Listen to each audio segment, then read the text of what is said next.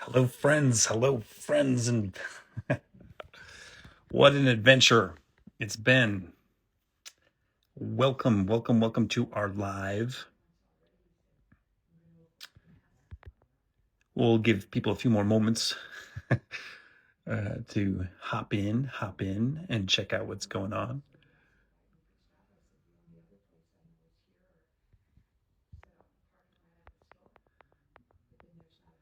Hey, everybody, welcome.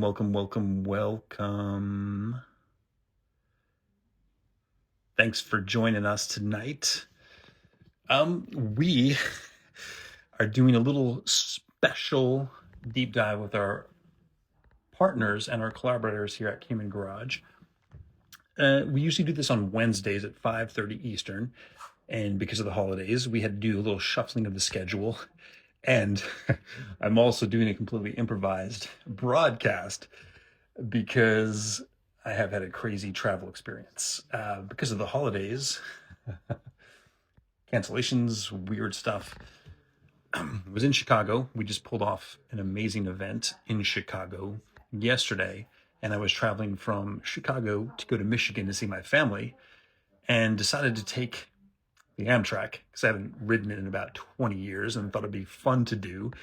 And there was an Amtrak connection point to a bus, which would then go to Green Bay, Wisconsin, get picked up by my family, head up to Michigan, where I'm originally from.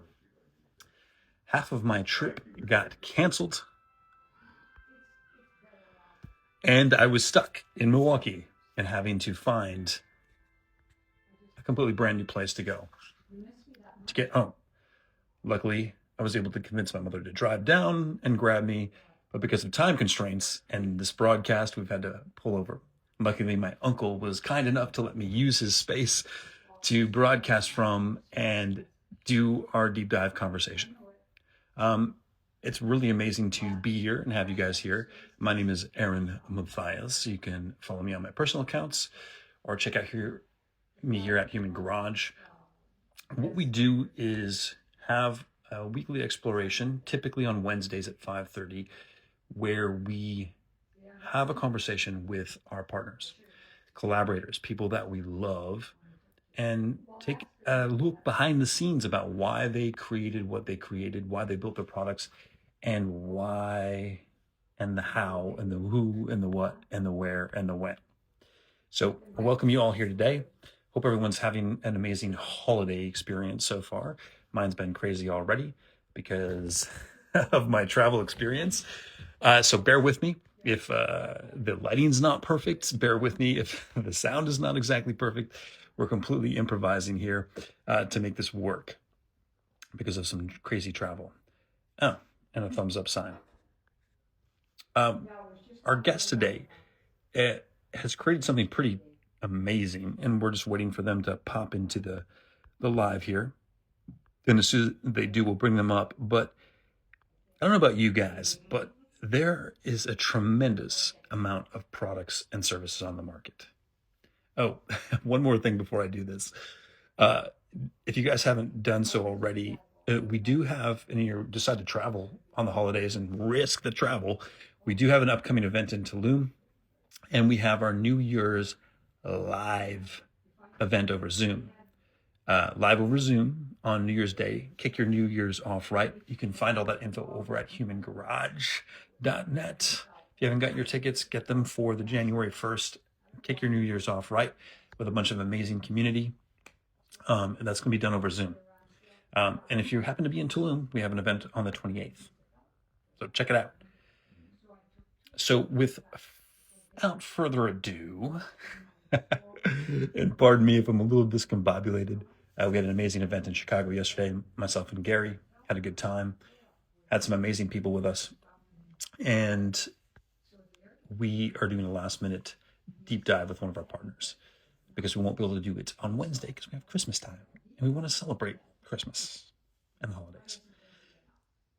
So in my own exploration of my health and wellness and my fascia, and my body. I have used so many different devices, tools, gadgets, things to work on my system, work on my body, and just see how they would help. And we've all probably been there and done that, from fascial tools, fascial blasters, other machines that to dig into our bodies. And some of them are okay. Some of them are pretty good. Some of them are not built very well. Some of them are super overpriced and crazy. And honestly, in that quest, because I don't know about you, sometimes when I'm doing my fascial maneuvers and I'm working on myself, it can get pretty tricky to take my own hand in my own belly button and give a nice twist. Anyone experience that out there? Where you're trying to give yourself a good release and you get the hand in there and you're twisting and it just can't quite get good torque on it, can't quite get a good twist until you have someone externally do it to you. And now, one of our partners has created a product that makes it amazing to do so. Makes it incredible and easy to get a full release and actually grip, get a really great grip, not only with a belly button twist, but you can use it for so many other of the maneuvers to help stimulate, get a better grip, especially on your face. This device not only is amazing for assisting in the release process, but you can use it for a whole host of other things on your body. It also looks incredibly beautiful.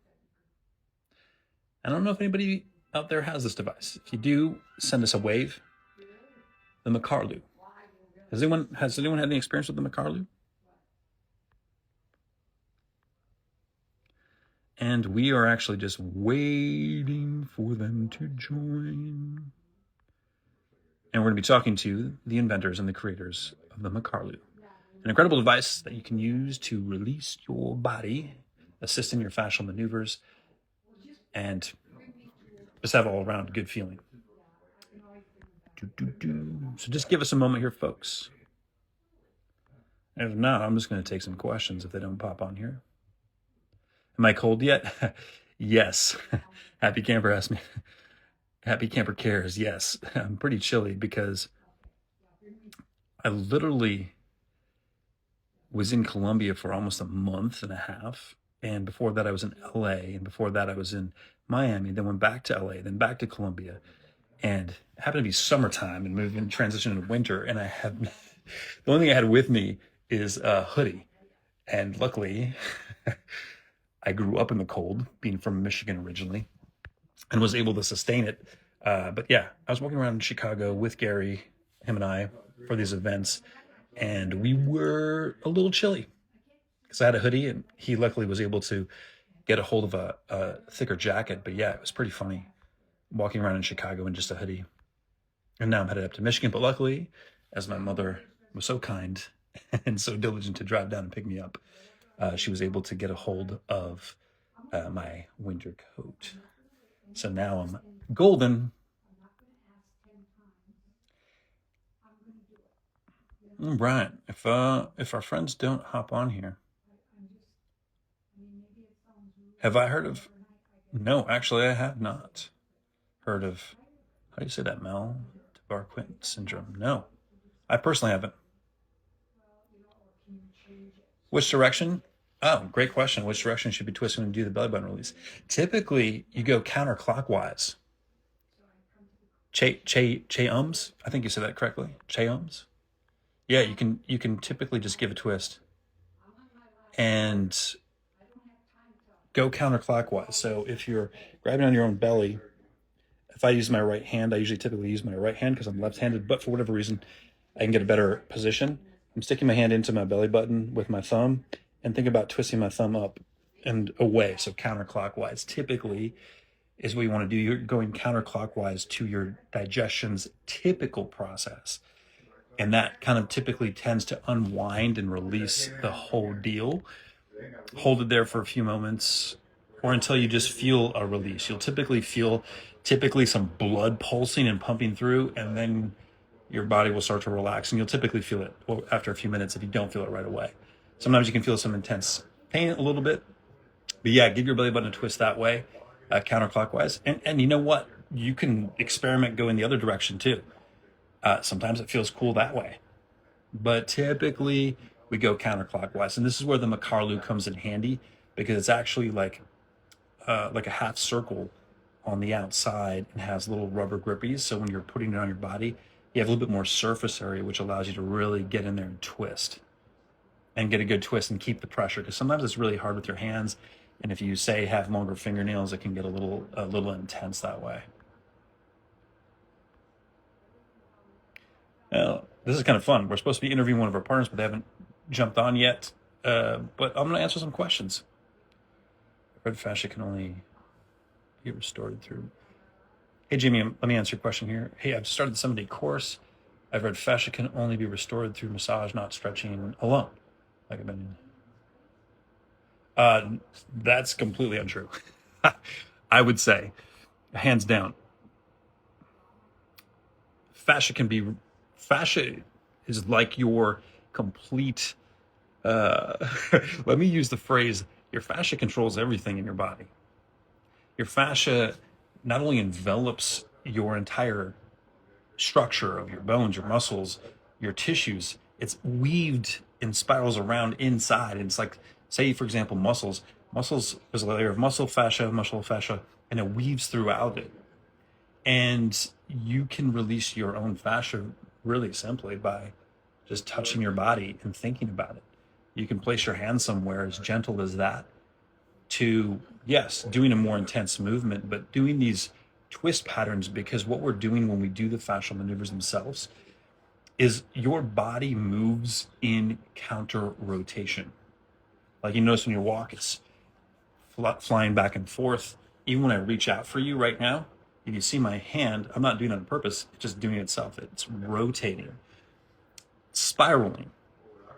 And when you take the body and put it into one of the maneuvers, if you notice, your head is going in one direction, your torso is going in another, and usually your legs are wrapped in another position, which actually mimics the fetal position, standing fetal position, but it's all mimicking how we were born and where we were in the womb itself, in the fetal position. That safety net, that beautiful place where we were created, our body was created. So it mimics that. And when you start breathing and pressurizing the system even more, through taking those deep breaths, either through your nose or through your mouth, you are creating a ringing effect and a twisting effect that not only mimics that, which makes the body automatically start to feel safe again, but it starts to unwind everything. So you can release your fascia like that without doing massage. But it is almost, in a sense, giving yourself an internal massage on your fascia without having to go get your body rubbed on. And you can release your fascia by going like this, touching your arm and thinking about it, having a conversation with it, inviting it to release. Because your fascia can send signals to your brain about how to operate, and your brain can send signals right back of like, hey, I need you to let go. Thank you for keeping this tension. Thank you for giving me this pain. Thank you for doing this for me. But now I wonder what it would look like, or I wonder what it would feel like if we could just release and relax. Try that out, actually. But try some of the fascial maneuvers and you'll get a pretty good release, an amazing release. And if you have a partner, doing with your partner, it can actually help even more, because sometimes you can get further into a movement and create even a stronger fetal position or a stronger twist.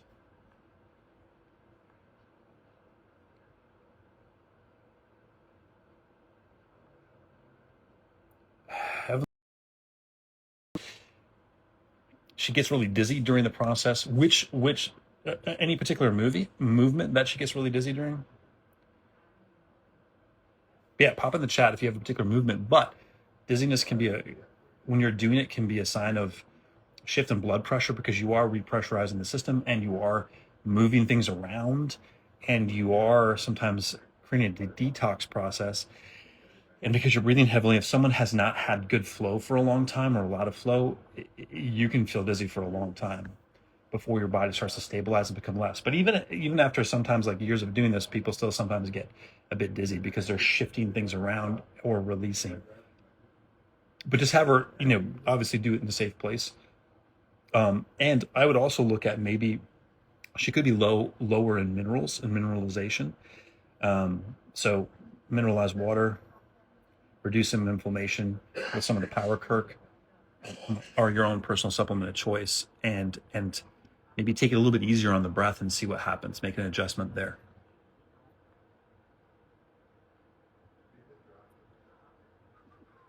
Guys, give me one quick second. I just on here. Oh, cool. Yeah. Let's see. Michael, where are you, my friend? Yeah, where? Hey, Monica. Thanks for the question. I'm trying to see where he's at. To invite him on in. But guys, maybe we'll take some time after our conversation too to answer some more questions.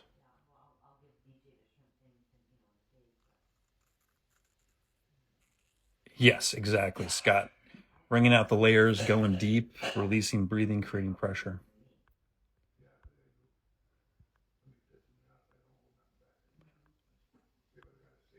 Hey, Michael, you gotta like actually request to join the live if you're on here and listening.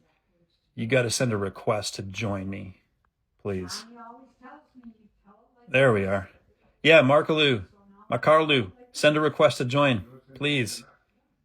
Request to join the live. Makes it so much easier. Yeah. All you got to do is request to join the live and I can bring you up.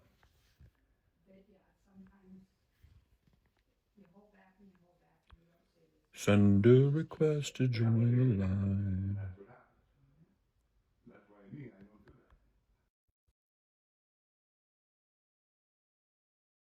Guest is here.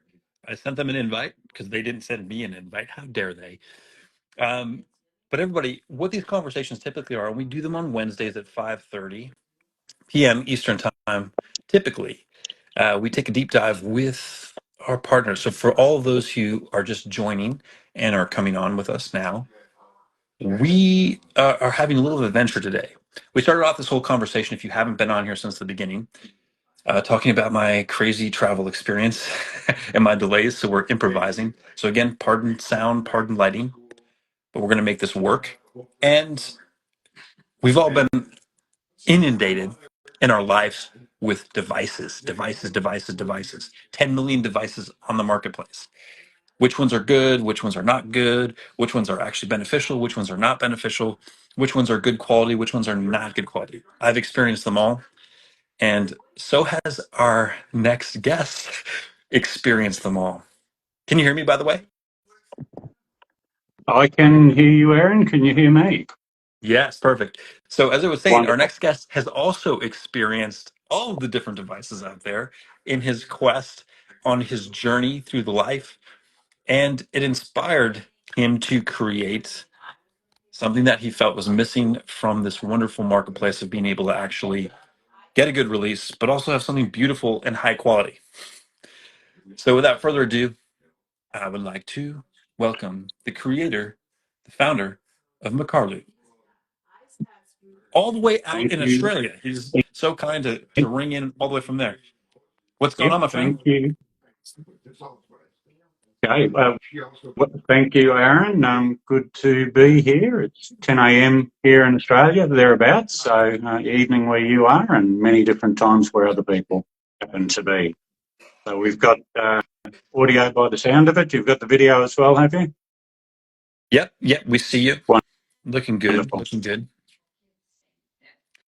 How is your morning unfold? I've had a crazy day, as I was saying earlier in the conversation. My half of my travel got canceled in the middle of me trying to switch vehicles. I was in a train and was supposed to switch to a bus, and the bus got canceled, and I was left a few hundred miles from home, trying to figure out how I was going to get the rest of the way there.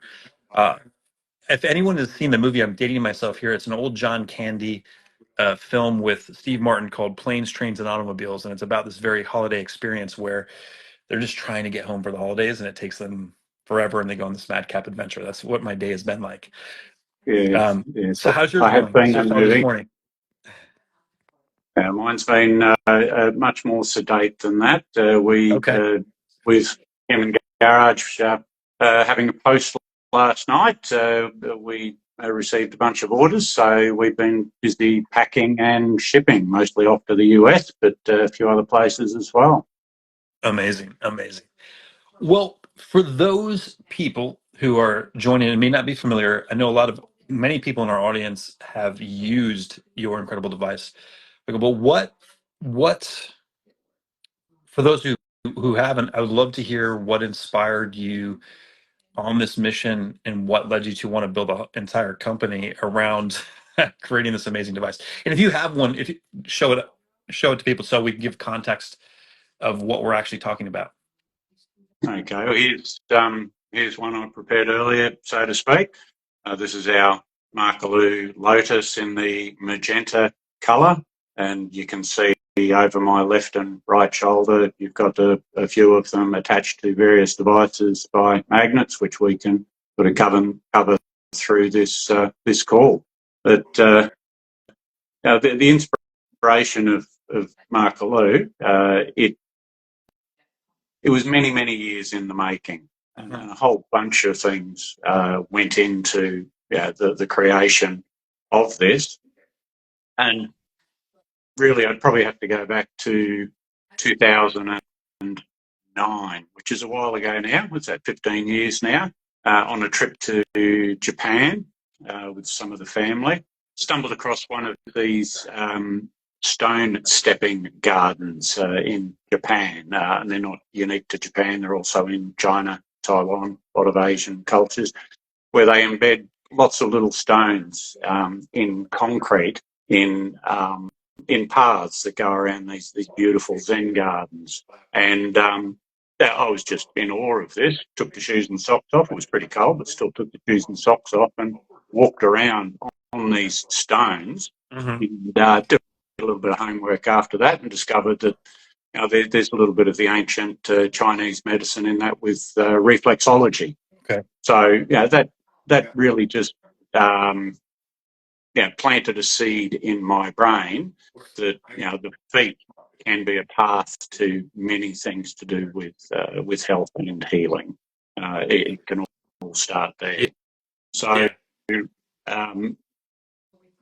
fast forward quite a few years, and this one's probably not quite as pleasant an experience for me, but from disaster leads triumph. Now, back in 2015, this was, so again, a while ago, we were down in country New South Wales, a lovely place called Bellingen. I was there with my partner. We were doing some Pilates workshops. We actually have a couple of Pilates studios, and Pilates education and training as a significant part of what we do. So we were down there doing some workshops, but we decided to take the weekend off, and we went to a retreat. And it all sounds wonderful. This retreat was called the Promised Land Retreat. The Promised Land Retreat. Yep, and it was in a region called the Promised Land, which is just outside Bellingen in New South Wales in Australia. And running around this retreat was a creek or a stream called the Never Never Creek. So we've got the Promised Land and Never Never Creek, and it is very, very beautiful. It's an absolutely beautiful area. Me and my wisdom, I decided to grab a mountain bike from the retreat we're in and go for a ride around this Promised Land loop road. It was about a 10 kilometre or 6 miles or so road, mostly dirt, but it was a road. I wasn't off track or anything. And then over the Never Never Creek, there was an old bridge, and the bridge was made out of railway sleepers, and these railway sleepers ran lengthways along the bridge. And as I'm riding along this bridge, my front wheel got caught in a gap between these sleepers. So I stopped suddenly I went to put my left foot down. I wasn't going particularly fast. Went to put my left foot down, and there was actually a piece of timber missing where I went to put my left foot down. There were no guardrails on the side of this bridge, so myself and my bike started tumbling towards the side of the bridge. And I can still remember every little element of this clearly, even though it was a few years ago now. But sticking out of the side of the bridge was an old rusty iron bar. So I thought, I'm not going to try and grab onto the side of the bridge because I would have been impaled by this iron bar, and the iron bar just would have, garroted me, which wouldn't have been particularly pleasant. So I thought, no, bugger that. I'll fall in the creek instead. I could see water down below. I didn't have a chance to scope it out thoroughly. I wasn't expecting to go for a swim. And it was about 3 metres or 10 feet off the bridge to where the water was. And I've surfed my entire life. I know how to fall in water, shallow water, sandbanks, reefs, and so on. So I fell quite flat, but unfortunately, that bar below the surface of the water was a very large river boulder. So I landed on this river boulder with my hip bone, and I immediately knew that I'd done myself some pretty serious harm. So sitting there in this shallow water, knowing that I'd busted some things. And what I should mention, this is actually 4th of July, something that probably means more to the US than Australia. Yeah. But Just a little. it was 4th of July, which happens to be in the middle of winter here. And our winters are pretty mild, but I was in board shorts and a t-shirt, and this is about 4 o'clock in the afternoon, and the water was very cold. Again, wasn't expecting to go for a swim. So, so here's me sitting in this shallow water. I have my phone in my pocket. I pulled it out. Of course, it had got wet, and it wasn't working. And so, what do I do? Okay, I was on my own. I thought, I've got to get out of here. Yeah. And so I tried to stand up, and when I stood up and took my first step on my right leg, I could both hear and feel bones crunching in my pelvis. And I just immediately fell into the water again. Wow. So I thought, well, what am I going to do? So first thing I need to do was get out of the water, crawl to the edge of this creek, onto the rock, and again tried to get up and stand, but again just crunch, fell over again. Tried to get the phone working, couldn't get it working. It's actually starting to get a little bit dark at this stage too, late in the afternoon.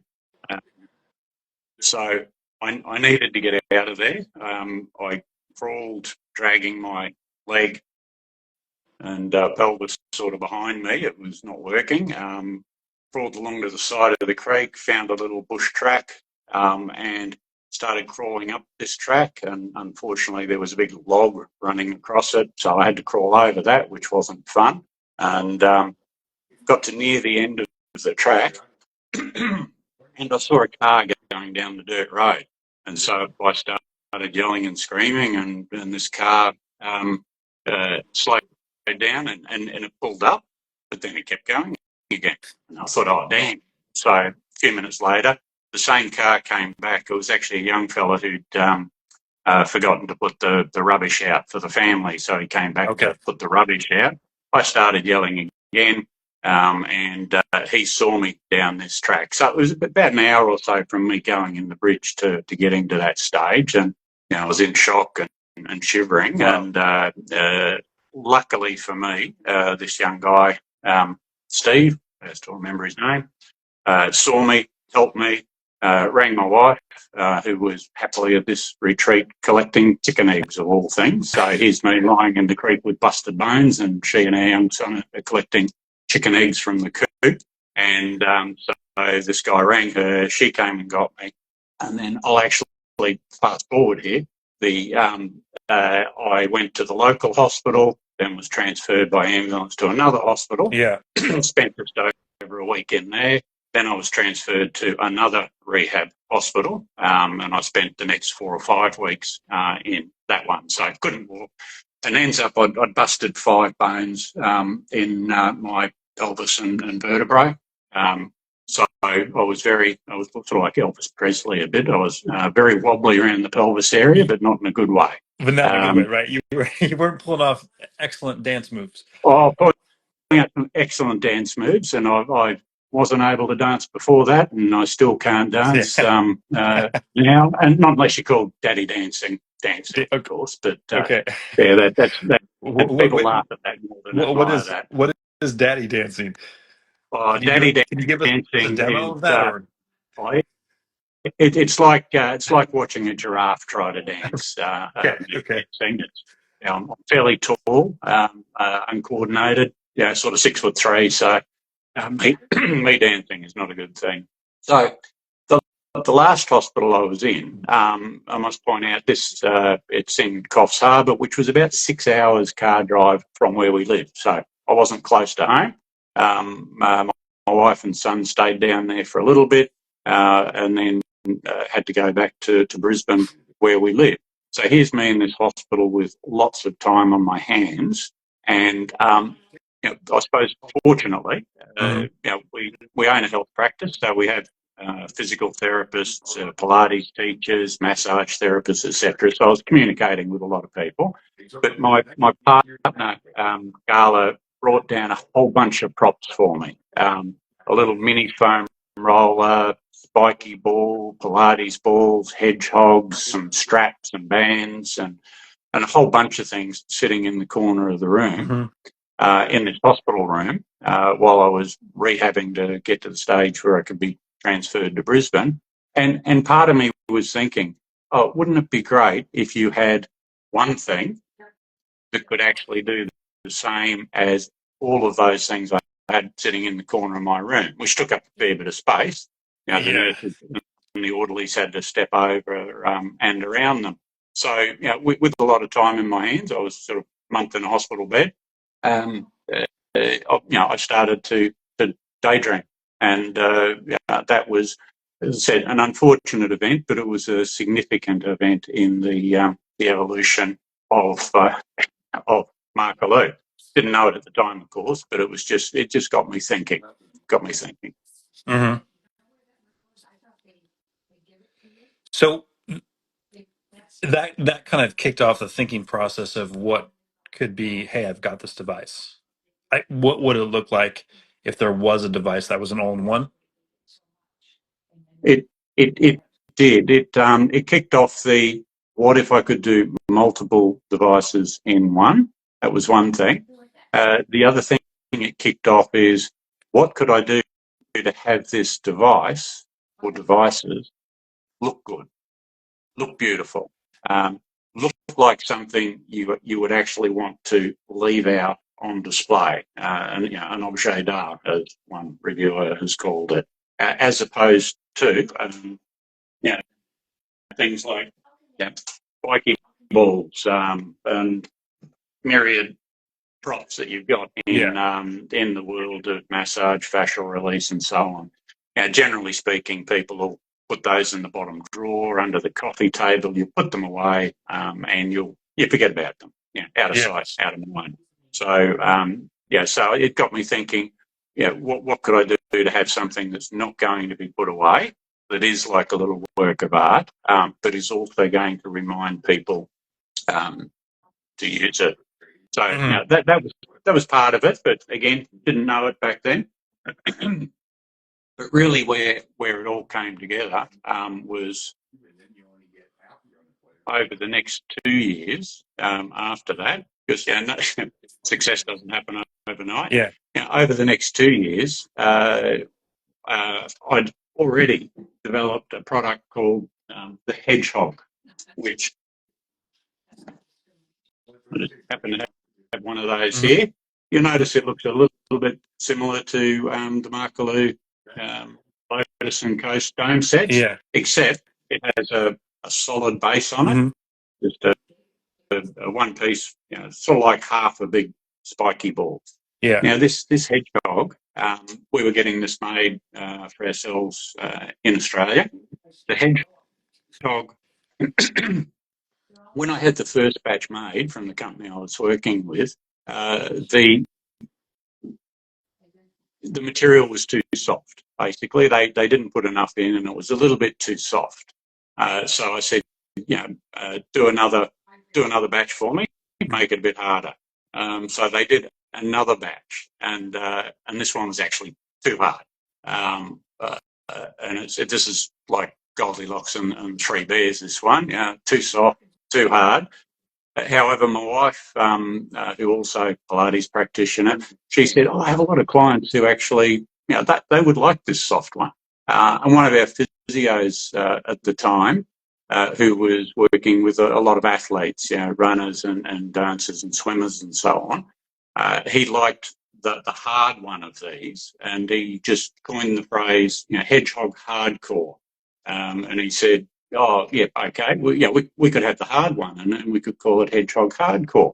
And then the third one that this company did for me was the right firmness. But it got me thinking. For certain people, should we have a soft one? Other people, should we have a hard one? Another one, for other people, should we have one that's just right? Now, an issue with that is, some people have super sensitive feet, so they might want a really soft one, but then they might have glutes of steel, and so they want a hard one. So they need to have two products. So it defeated the purpose of the idea that first came to me when I was in hospital. How can we have something that does everything? Yeah. So it got me thinking about how could we have something that could have a variety of applications for a variety of people over a variety of stages of rehabilitation. You might have early stage, mid stage, late stage rehab. So how could you have something that could adapt to all those scenarios? Also, families. You might have husband who has certain needs, wife has other needs, kids have needs, uncles and aunties. So how could you have something that was able to be modified without having a whole bunch of different props? And where that led to was, and I'll jump straight to it. I'll grab this one here. Actually, here's a little prop I remember to bring from the office. Matryoshka doll, where you've got a little doll inside a little doll, inside, another little doll, etc. So, borrowing from the concept of the Matryoshka, also known as a Russian doll, but that's not the flavour at the moment. So, we'll be careful. I've always preferred to call it by the correct name, which is the Matryoshka. Yeah. So that led to the idea of the three domes that, just like the doll, can big dome, medium dome fits inside that, small dome fits inside that. Now, apart from having it nice and compact by nesting all three domes together, one of the keys is, and this isn't immediately obvious, if you are just using the large dome, you can see how it's hollow inside, unlike the hedgehog, which had the solid base on it. If you use this dome by itself, that is its softest iteration. So if you're putting pressure on that, on the skin, whether it be the glutes, the feet, the shoulders, belly button torque, that is the soft. If you want it a little bit firmer, all you need to do is add the medium dome, like so. So that's its medium firmness. If you want to have the hardest iteration or the firmest one, put the small one in there. So just like the Hedgehog, where the physio said Hedgehog hardcore, that gives you Hedgehog hardcore. My wife, who works with a lot of neuro clients, sensitive clients, peripheral neuropathy, and so on, she uses the soft version of it. Yeah. So you can do soft, medium, firm. Actually, I see a question there: silicon or plastic? It's not silicon. It's actually a thermoplastic elastomer, TPE, and the thing to relate it to is watch bands. A lot of the sports watches, fitness watches, have bands on them that are made of a TPE or thermoplastic elastomer, which is safe against the skin. The sebum that the skin has will not attack, corrode, stain, etc. The material. So it's the same sort of thing you get in a lot of the watch band. So that's the material there. So it gives you a bit of an idea that from walking on in a Zen garden in Japan through to spending over a month in hospital, through to making one product and having the idea that okay, maybe I can do better than that. That's probably where it all came together in as long as 2017. That's when I started to get serious to turn it into an actual product as opposed to just an idea that's floating around in my head. So essentially, it kind of was the promised land in a sense, because it led you to this concept, this idea that's now led to a pretty incredible device that solves a lot of issues with having to have a whole collection of things and also works extremely well. Yeah. So it's kind of like the promised land lived up to its name, Yeah, even though you got hurt in the correct. process. So from disaster, can lead triumph, and without going through my whole work history, because that'll put people to sleep. But way back in my career, I did dabble in new product development and commercialization. Okay. I was going to I ask did you, a like, master's. were you into this stuff prior? Like, what got you there? Yeah. So it wasn't all brand new to me. Early in the career, I ran a new product development division. I had teams working for me, etc. So we got a few new products on the market. Nothing to do with health and fitness. Okay. I was in building and construction for most of my life. Okay. So with cement and steel and concrete and bricks and things like that. So developing new products there. But over the years, climbed up the corporate ladder. Got up to general manager, executive level, and just the idea of hands-on developing products was just way back in my history. But then in 2012, so a while ago now, I actually decided to exit the corporate world. I had 100 odd people working for me at a business that turned over $100 odd million, and factories around the country. And I spent most of my life on a plane, which not good. And that'll probably strike a chord with you, Aaron, after your travel woes from today. Late flights, missed flights, not being home, etc. So I joined my wife in our Pilates business, Body Organics, back in 2012, and decided to go small scale instead of just being in the corporate world and being beholden to someone else in the corporate world. Shareholders in Australia, and then ultimate shareholders, company I was working for, they're in Switzerland. So long way away, you're just many steps removed from the top. So got involved in small business, and we do Pilates classes, we do Pilates education and training through our Body Organics education side of things. And ultimately, I couldn't help myself. I ended up reverting and dabbling in new products because I enjoy it. I'm passionate about it. I like doing it, and I was in an area that I knew about, and it just couldn't be helped to think of new ideas, and I'm still doing it. Yeah, People who know me might say I obsess a little bit, but yes, I do. just a little, or Yeah, yeah, yeah. Oh man, if you call staying awake at night thinking about tiny little details on stuff obsessing, then yeah, I obsess. yeah, right. Uh, Um, do you feel like the background with construction and working on buildings led to the desire to have also aesthetics added into the mix and usability, or like what and to me there's a huge practicality and conciseness to everything, plus bringing a nice look to it. Do you feel like that brought you to wanting to make it that way? Your background in construction and building things?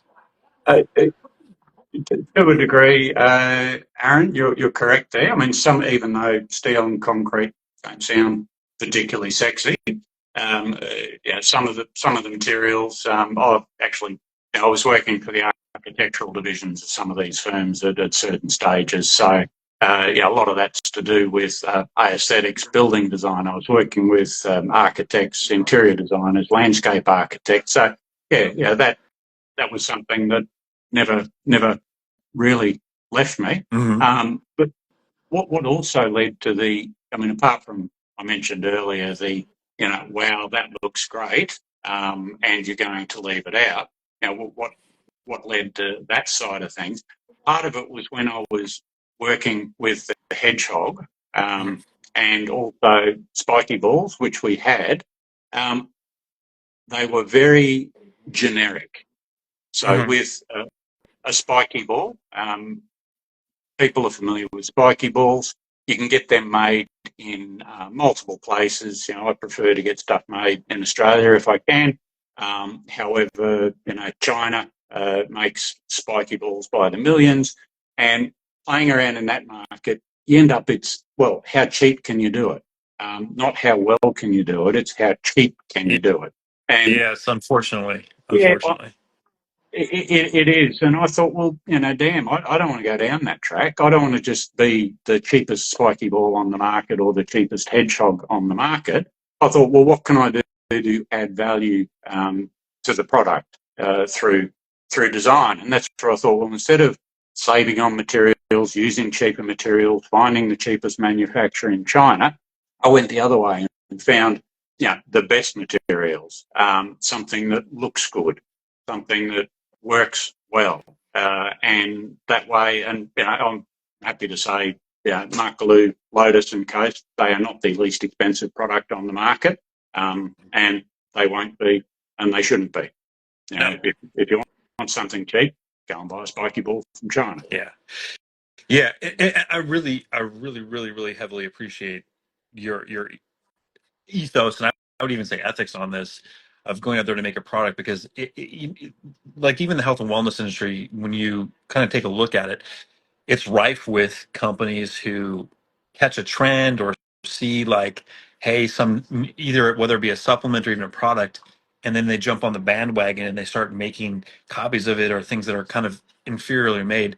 I mean, I experienced this when I designed a whole supplement line, and almost every Mm-hmm. manufacturer I went to in the design of that was, hey man, why do you want to put that ingredient in there? We got a cheaper version of it.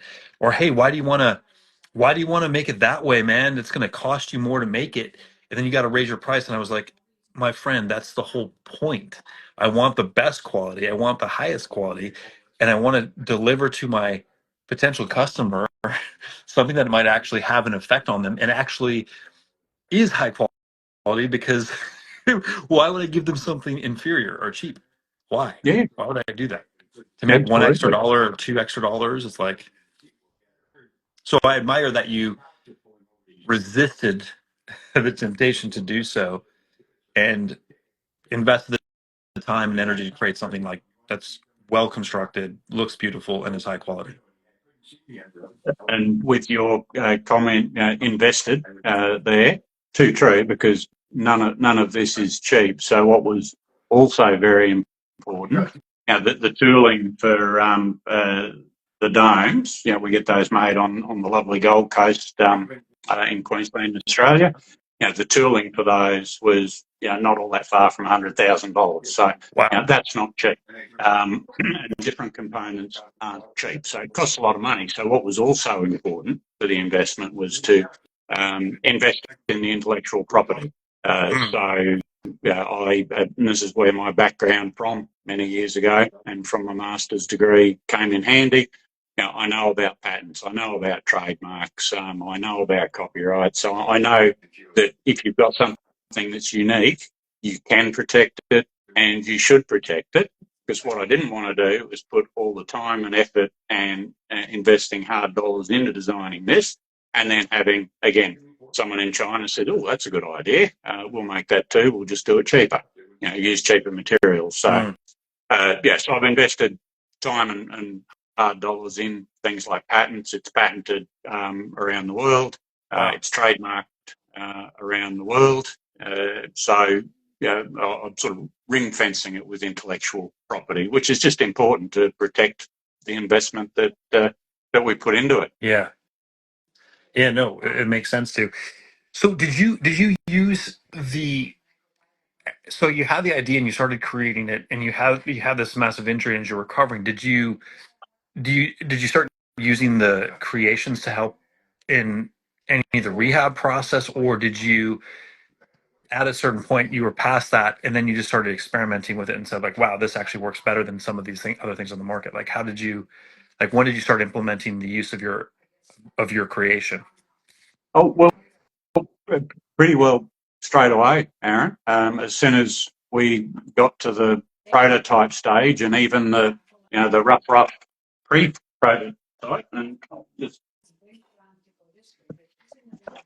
grab this.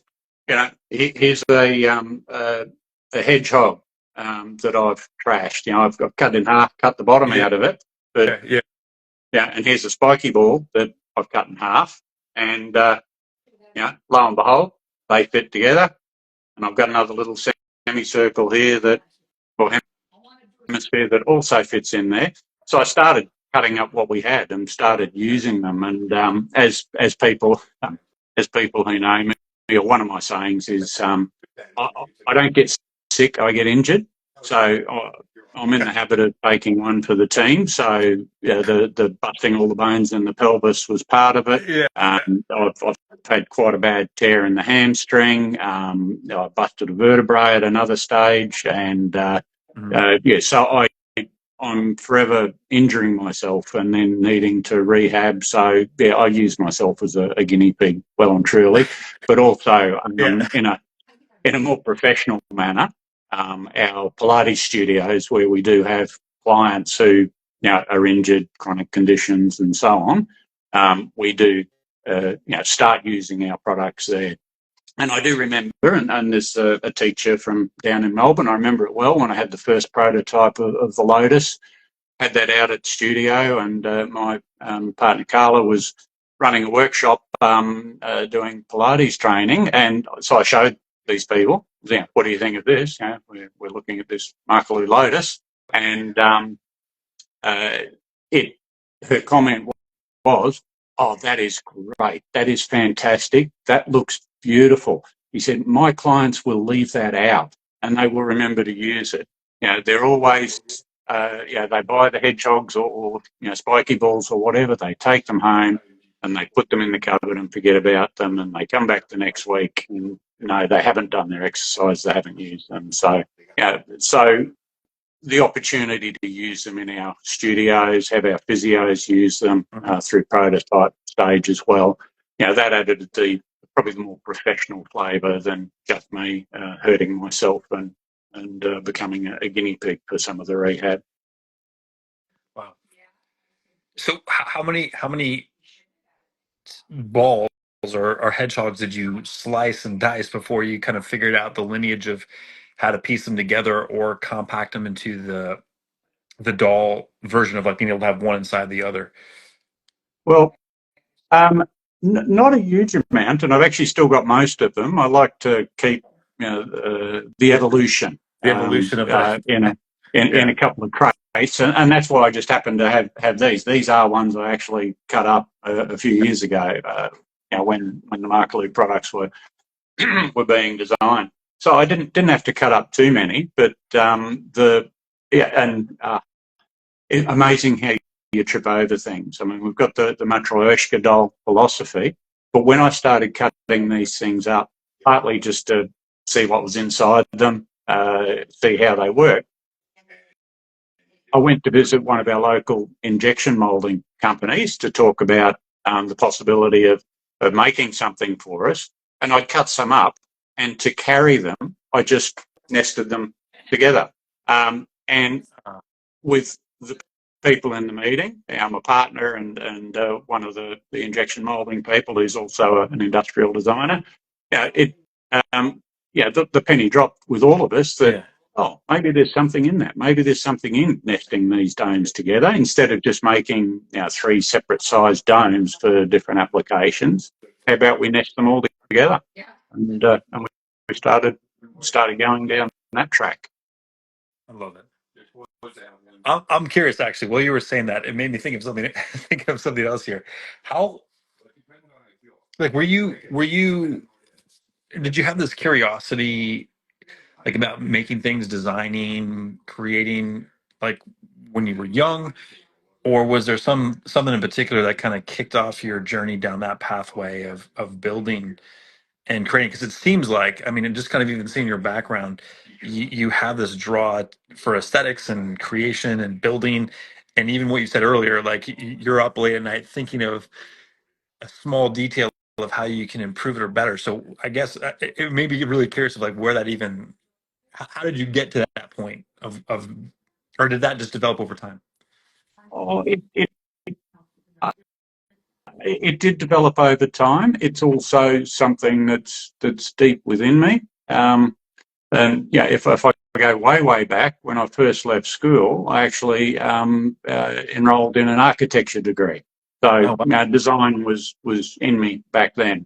Unfortunately, being 18 years old was also in me back then. So I was more interested in surfing and being down the Gold Coast and having fun with my mates. So I actually didn't finish the architecture degree. But then through the early stages of working with architects and designers, so in a sense, I was helping them design using our products, and we were developing new products to work in with the design. So it's always been there. It's just been honed over the years. I still make a lot of mistakes along the way. Not everything works, but you've got to try it. Yeah. Otherwise, you won't succeed, of course. Yeah. Do you still surf and go rock and roll with your mates, or did you tone down a little bit? Toned down a little bit. It ebbs and flows over the years. Young family tends to keep you away from the beach, but then you tend to go back to it. But I still do surf with my mates. There's guys I've been surfing with for, and give a hint at the age here, for just over 50 years. So I still catch up with them, still surf with them, and once a year, and we've done this every year since 2003. With the exception of COVID year, where we couldn't go anywhere. Once a year, a bunch of us go on a surf trip. Cool. Typically we go somewhere in Australia, but we've also been to the Maldives a few times, Solomon Islands, and they're anywhere between about a dozen of us up to 20 odd of us that have been surfing for a long time together. We catch up at least once a year. So if you don't do too much in between, we still get to do that. And don't see them in between. A lot of these guys, we live all around the country, so you don't see them for 12 months. But when you do, it's like it was yesterday. And we like to dream that we're young again, but we're not. Well, so I was just watching this called the first episode. Actually, I typically when I fly, I typically try to read, but I was inclined to, like, you know what, I haven't watched something in a while, so I found this documentary called 100 Foot Wave. Have you ever surfed in Portugal with your mates? because I saw this, I forget this surfer's name, but they're on this quest to ride like 100-foot wave, and they found him in Portugal, and he set some record doing this, and I was Uh, like, I don't know yeah. how many meters that translates into, but 100 feet is like insanely high, and a wave I can't even imagine. It's huge, and no, I haven't surfed in Portugal. I've come close. I've surfed in Spain. Okay, There's quite a few good surf spots there. Portugal, where you're talking about, is Navarra. It's yes, a headland that just draws this massive swell, and yes, there are guys, getting towed in on these absolute yeah, beasts, and the toe yeah. windsurfing, yeah. And 100 feet, yes, they are. 30 odd meters. Multiple stories of building. No, I haven't surfed anything that big, and no, I don't intend to, and certainly, not at my age. Yeah. But yeah, it was pretty wild to see it. So maybe when we come to Australia, maybe you can take, because I really want to try to surf. Maybe you can take us out and some smaller waves, not 100, not 30 meters, but maybe like 1 foot or 2 meters. Happy to do so. We'll visit the beach, and I'm actually going to digress here with the camera and see if you can get this on it. But Oh wow! Oh, yeah, sweet! I love it. that's actually me surfing on one of our surf trips. That's amazing. Yeah, so Yeah, I want to. um, I want to do that so much. I want to do it, and then probably afterwards, I will jump on the Makarlu to release my uh, beat up body from the waves well, yes, and and the then fascial and if you hurt maneuvers. yourself, we've got the ideal tools for rehab. So I mentioned a hamstring tear that I did. That was year before last. No, actually, it was last year. Quite a bad hamstring tear on the right leg. That was done surfing. The wave did one thing, I did another thing, and tore it quite badly. Oh, yeah. So for my rehab, having the domes and I'm not going to get this on camera, but hamstring, working the hamstring, working the hamstring muscles, working the fascia in and around the hamstring, but also the quads and the calf muscles as well. So the surfing also has triggered some good applications for me. Some good, yeah, some good applications. So how did you first connect with Human Garage? How did you For run it? sure, just like many things. There's a lovely lady, Tracy, who you would know, Aaron. Um, Mhm. and Tracy was from Byron Bay, and she found out about Makarlu product, Byron Bay in New South Wales, beautiful location. And she was just about to head off to go and work with Gary and the Human Garage team, and she just found out about Makarlu, and she thought, oh, Gary and the crew would be really interested in this. It really suits what Human Garage are doing. And for me, I hadn't heard of Human Garage. Soon looked them up and know a hell of a lot more now than I did back then. Yeah, Um, yeah. but we pulled some strings, and Tracy's daughter was coming through Brisbane on a Sunday, and she picked up a pair of Makarlu from me on a Sunday to take to Tracy, who was flying out the next day to go and work with Human Garage. And Tracy was right. She showed Gary and the team, and it was, oh yes, this really does suit what we do with the fascial manoeuvres. We lined up our first video call, found out a bit more about each other, and thought, yeah, this actually is a good partnership. What we have and what Human Garage do, they actually fit really nicely together. So worked well. And thanks, Tracy, for connecting those dots. May Yes. not have happened otherwise, or may not have happened then. It might have happened, next year sometime. Yeah, yeah, it might have been delayed, but it's here now. I mean, we just did an event last night in Chicago, one of our hands-on events, and we have it with us. Gary and I carry it, and we were using it because with like a lot of the work we do, especially like when we're doing like belly button torques Yep. in other areas of the body, it saves your hands and it allows such a better grip for most people, so to Yeah. speak, Yeah. and really, and because you can have more control with it, it allows you to keep pressure in a better way. It allows you to keep like a nice, twist, and you can modulate it easier than sometimes your own hand, honestly, because you're holding on to something, and it just gives you that like confidence. And even for people doing work on someone else's body, which is an amazing thing, is like when they're doing partnered maneuvers or they're doing someone's just delivering those things to someone else. It's kind of interesting to watch because at first with their own hand they're kind of like a little bit nervous as we're showing someone to do it, but then they grab onto the Makarlu and like just get in there, and it just gives them confidence in a way that sometimes they don't have with their own hand, which is pretty amazing to watch. So it's a it's a promised land delivery to helping out with some of these therapies with the fascial maneuvers, and letting people like dive even deeper into it and give them sometimes confidence to go even further than they would if they're just using their hand alone. Yep. So we love it. And, Like and the an cool thing extension. about it is, and beyond like putting it on your hip, putting it on your belly button, taking out the smaller pieces and connecting them to the wall with the magnets, or using it on your face. I mean, you can use it pretty much anywhere. Correct? That is correct. I mean, it can and has been used everywhere. My partner Carla does a lot of fascial work on the face with clients, a lot of release work, and then from there right to the tips of your toes. I'm regularly using it on my feet, Feels and amazing. actually I'll be posting this soon. But the Japanese stone stepping garden or Zen garden that I mentioned.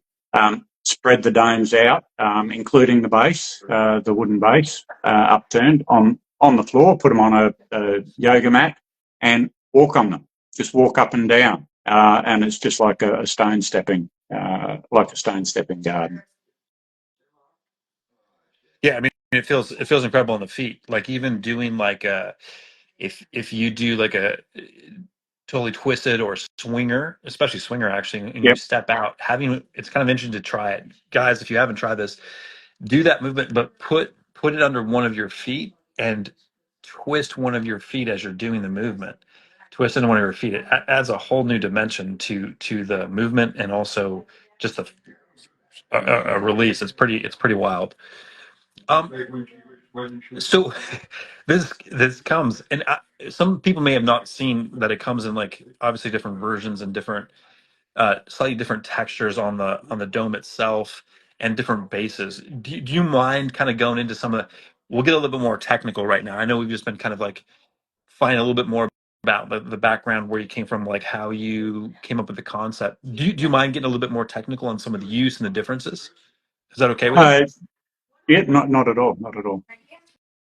So yeah, if you want to spell it out, I would just, even if you want to break it down for people, like Okay. Well, the is actually to segue from what you were saying before with the workshops you're doing in Chicago, that it becomes an extension of people's hands, but it also adds to what you can do.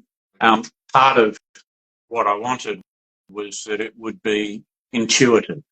So you didn't need to read a 28-page instruction book on exactly how to hold it and what to do with it. thank So you so having much for that, by the way. Thank you for not having a 28-page manual. It's amazing. Yeah, so there are a bunch of videos around with ideas for exercises, but the basic one of picking it up, you'll see that you've got this concave surface here. Apart from wanting that to look good, it also naturally fits the palm of the hand, so you can use it. Having the magnets there keeps it connected, so you're not having to hold it while you put it down on yourself or on your partner if it's partner assisted. The magnets keep it connected, so you just don't have to think about it. You just naturally grab it like that. And even simple little things. If we can see here, little hole here, little finger hole to pull the domes apart.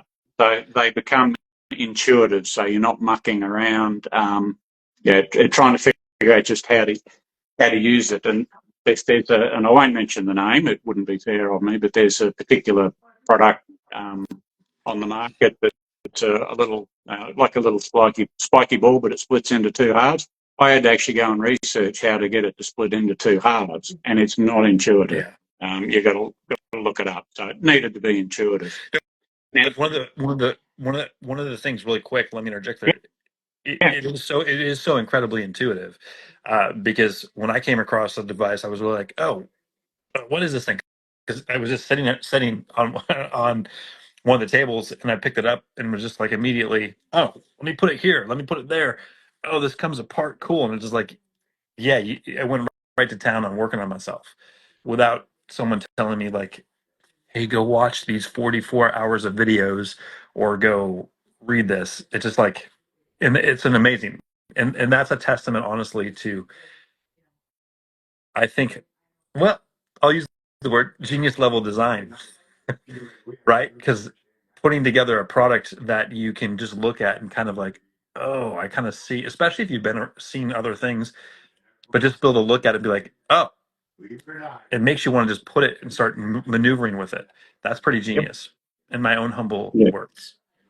And playing around with it. And one of the good tests, and my grandkids have been good for this, but I've seen lots of posts of other people with young kids, is when little kids start playing with it.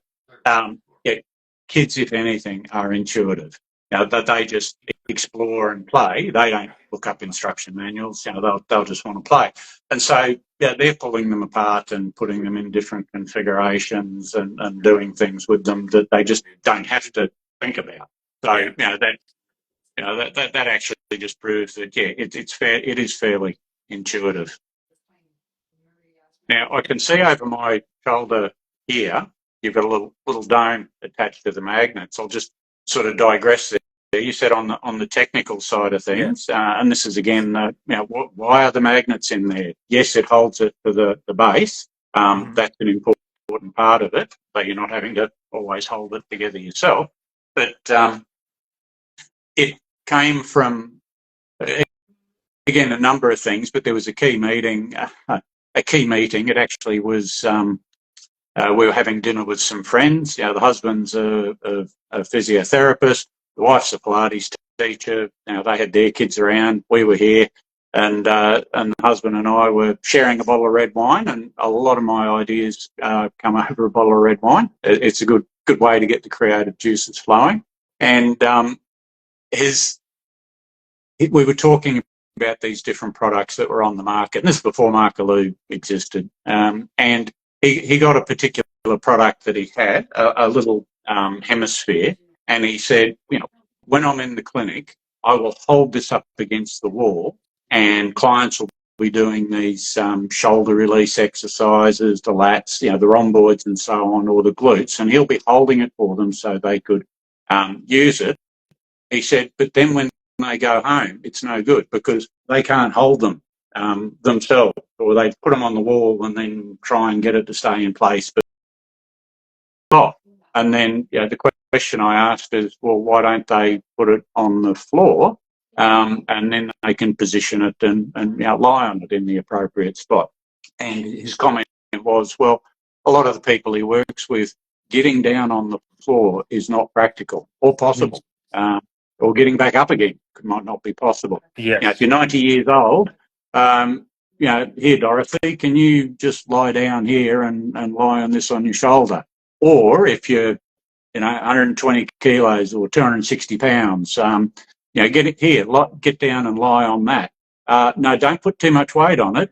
They're just not going to be able to moderate their weight. They're going to put all 260 pounds on it. So people with knee issues, hip issues, may not be able to get down on the floor and get back up again.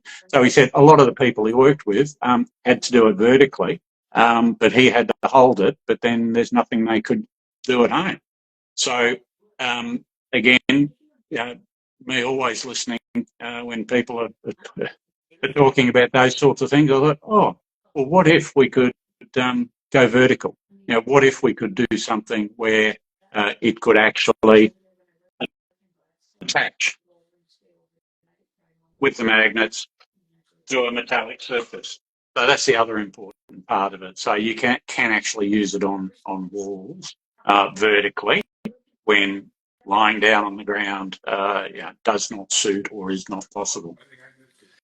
Oh, that's huge because I mean, even if you go back into some fascial maneuvers, being able to place it against the vertical idea, you can Yeah. actually then back up against it or lean against it instead of just being on the floor. You can use it. So I mean, that's amazing, especially for people. So Actually, Aaron, I'm going to be very rude here for a sec. Someone's just knocked on my front door here. oh I just need to go and see who it yeah, is. yeah, Okay, back of in course. 2 seconds. I saw a question pop up in the chat asking when we're coming to Australia. Well, that's top secret. That's top secret. We are working on some details around that, and once we have things confirmed, we will announce that publicly. I was just answering a question because people were asking when we're coming to Australia, and I was saying is top secret right now. But once we have things finalized, you will all know about it, and will come and hang out with us. And make sure to let me Oh know, yeah, and we'll of go course, surfing. of course. Now we're not going to tell you. We're just going to show up and knock on your door and be like, "Hey, what's going on?" Yeah, um, but but yeah, the idea of being able to attach it, I mean, that opens up so many doorways because pretty much someone of any age or any ability, or even if they're kind of injured and can't get down and up, can use and apply the device and get the benefits of it. exactly, and that's where I wasn't designing for a particular demographic. Yeah, it's not just for the more mature people. It's not for the teens. It's not for the athletes. It's not for the injured. It's actually it's for anybody and everybody, and that's what I wanted to do, but not something that is okay for any application. It's something that for your particular application in your particular circumstances, this configuration is good, not just okay, it's good, it works for you. Oh, I lost you there for a second. Could you repeat the last part of what you Oh, said? yeah. So, just saying that it was important that for many people, for many applications, many different types of people, that what they wanted to do, there was a particular configuration Hmm. or adaptation of how you put it together that was good for them, perfect for them, not just okay for them. And Yeah. there's a lot of products that might be good on this person, but just okay on that person, or the other way around. But I wanted something that this person can do it this way, and it suits them perfectly. This person does it another way, suits them perfectly. So different people, different needs can cover all Yeah. that. That's amazing, honestly. Like that you've taken into account these things, and then the design is easy, and it's easy to transport it. It's easy to carry. It's easy to throw in your suitcase. It's easy to throw in your backpack, which is what we really appreciate because we're traveling so much and showing up places. So I mean, it's like some of the devices that are out there are really kind of either tricky or they're just kind of junky. This thing is again, I'm not trying to just toot the horn of it because it's like we use it and we use it every day and we use it at every event we do. We have it on hand and use it on people, and because it's so easy to carry around, and because it also inspires conversations when people see it, they're like, "What is that?" Um, it's such a cool thing to utilize, and I mean, if imagine you've got this kind of slightly spiky dome sitting on in a cool color sitting on your thing. You even inspire people coming over your house to be like, "Hey, what is that thing?" And then you can Yeah, show them immediately, and they're like, "Whoa, that feels incredible. Let me grab a hold of it." Wait, a question yeah. just popped up. Is there a version for us with petite hands? It's hard to hold for really. How petite are you? Because you can always the ladies. Who's the name of the person? 2018 Shen. Yeah. So right. I mean, you can just pull out one of the smaller pieces and use it. You don't have to use the large one if you're doing therapy or trying to put in your hands. Just pull out one of the inside pieces because you can still get a good torque and a good twist, and they should fit in even someone who has really small hands. Would you agree with that? Exactly, Aaron. I mean, depending what the application is. If you're doing belly button torque, for example, hand size doesn't really matter because you're pressing down. If the petite hands or not, you don't have to cover the whole dome there, and you should be able to get enough grip to twist. But you are right in that, okay, well, if you want to grip something totally, take out the medium-sized dome, and that is obviously smaller than the large dome, and grip that. Another thing that I happen to do on my hamstring is instead of trying to grip the whole thing with one hand, I'll actually put both hands around it like that, and then I'll be dragging that down the hamstring. So it's an active stretch. I'll actually be extending my lower leg to stretch the hamstring whilst I'm pulling that down. So you get the grip like that. So that's another option. Again, doesn't really matter what size your hands are. Do that with whichever dome suits your particular application. And fascial freedom, holistic beauty, to answer your question there, the metal pieces are magnets. So it attaches by beautiful magnetic field is what attaches it. It's not like something you have to like take pieces out or like attach to anything. It's built into the device itself. And Michael can show you do you mind holding it up real quick and showing the magnets? You see the little magnets there? Yeah. They're already built into it, so you literally just can stick it. So there's not something else you have to attach. Honestly, I don't because you can pull the base off and grip it from the inside. That becomes a handle, honestly. And because there's smaller pieces inside, you can still get a pretty good torque. I don't think from a design perspective, sticking a handle on top of it. But you do have some. Do you do have is there a strap that also can go on it? No. Not a strap that attaches to the domes. What we have is you can see over the shoulder here. There's a strap that's connecting that board. I can cover off that board, but what I'll do just to how do they attach to the wall? Two of our products behind me. Over this shoulder, you've got our Makarlu wall. So they're wall panels that attach to the wall. Cover that in a bit more detail. And this one that's hanging here is Makarlu pebble. Now the bronzish coloured material in the middle of it is that gives you a better view. That is actually a thin sheet of steel that has a special coating applied to it.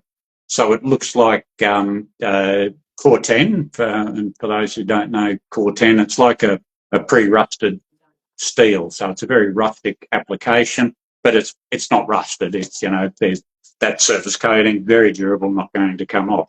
But it actually is steel, ferromagnetic steel. So that means magnets in that, stick to that. Yep. So and then you can just our products and then you go can on hang the it wall. anywhere. Yeah, that's it. So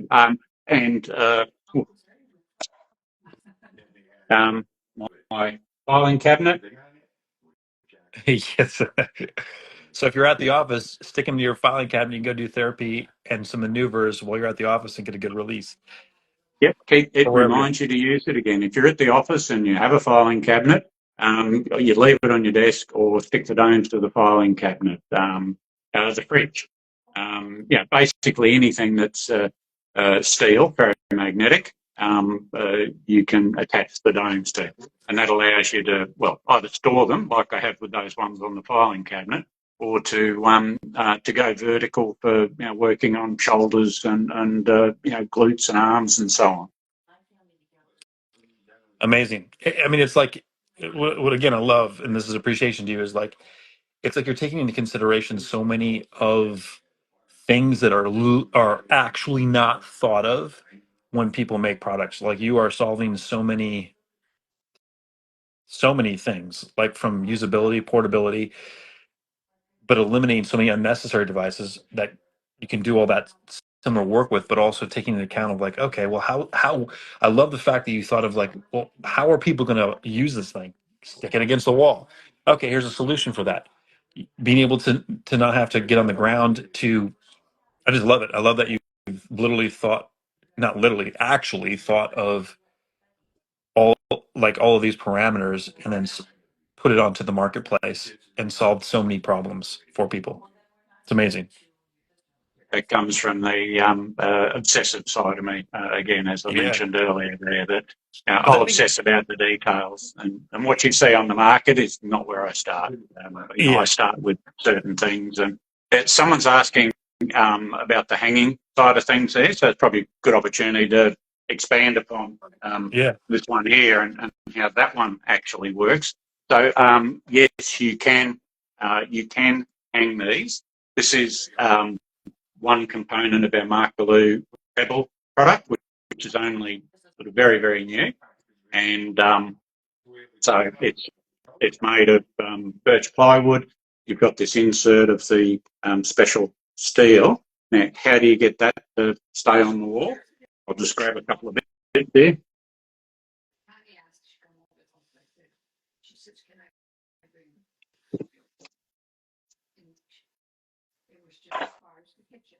Right, basically, you can hang it on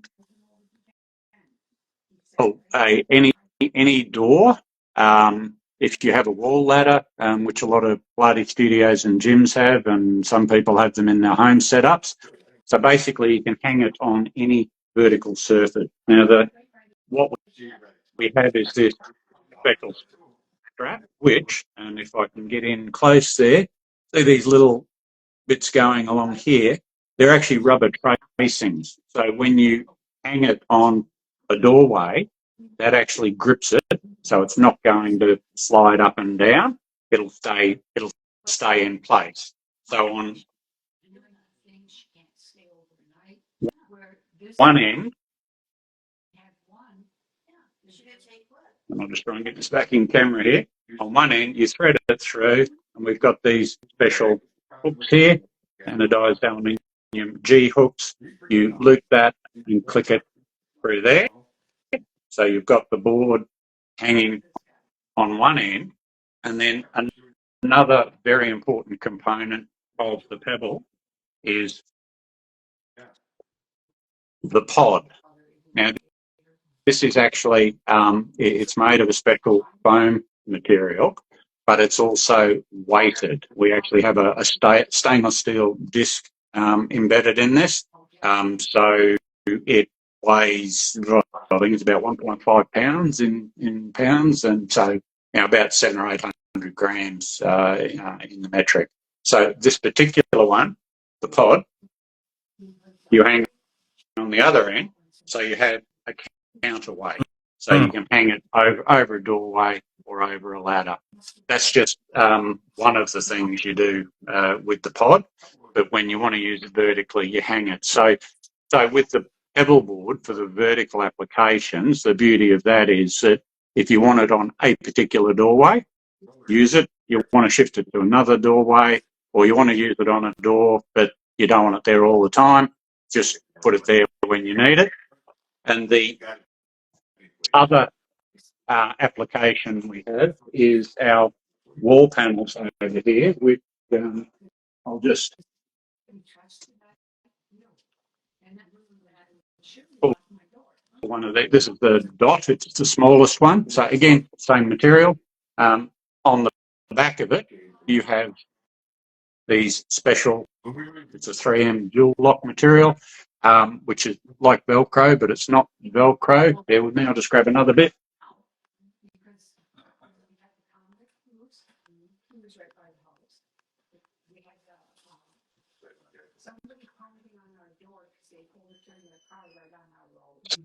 So the wall panel are designed to be there, I'll call it semi-permanently. Not permanently, you're not drilling holes in the wall to attach those. What you're doing is these little strips here, a lot of people will be familiar with, they're demand picture hanging strips. Yeah.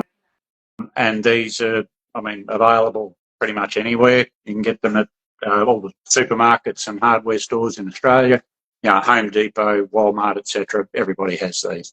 So, we include them as part of the pack. But basically, you've got the circle on the back here. You click that on,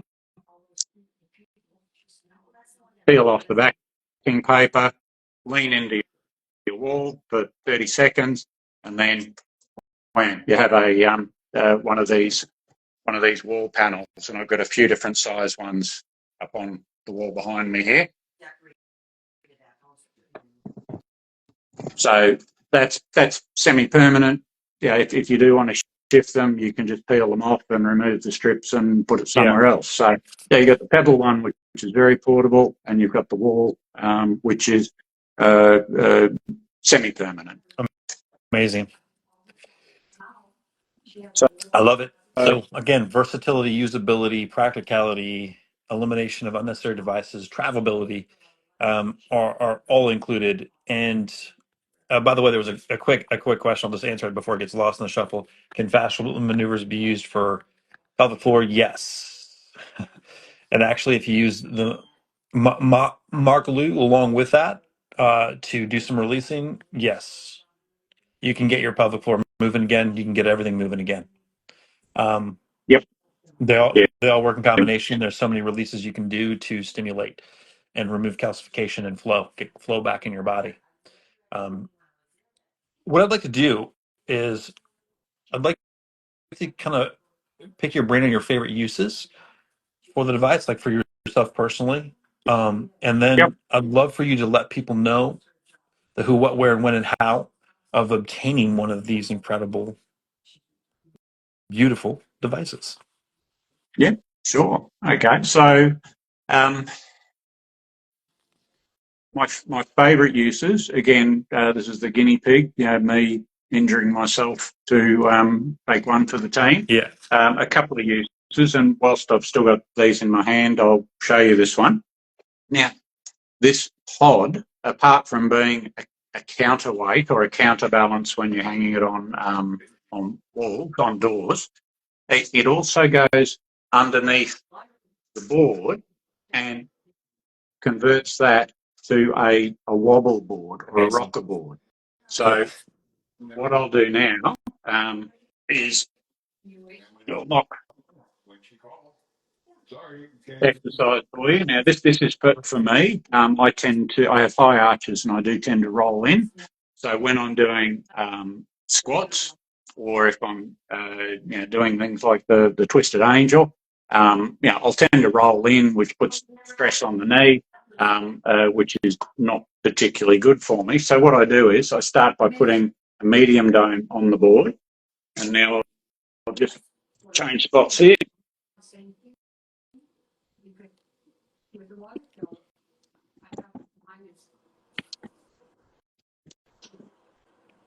If you can see that, Yep.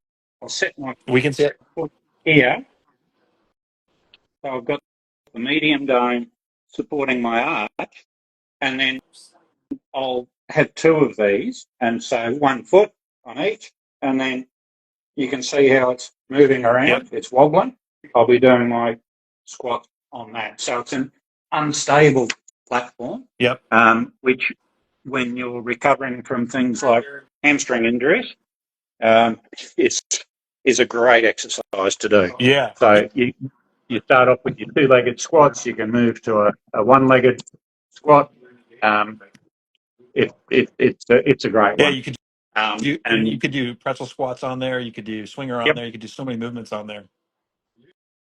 And then by having the ability to stick the domes there, small, medium, or large, depending what you're doing. If you have, again, me, because it's all about me. Everything's about me. Yeah, I love it.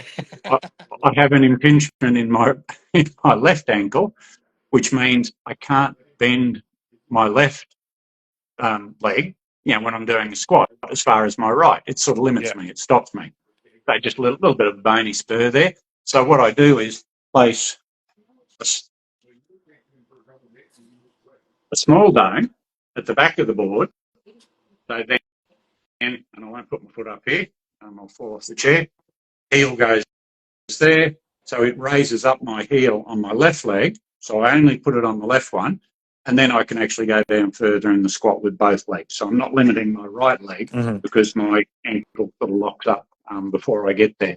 So for me personally, having the pedal, pod, and board together as an unstable platform That's something I'm using, well, should be using every day, but let's say every second day I'm doing those ones, part of my routine. Now, the other one I'll do, which again is part of my routine, in the mornings, a good way to wake up your feet is, let's see if I can get this here.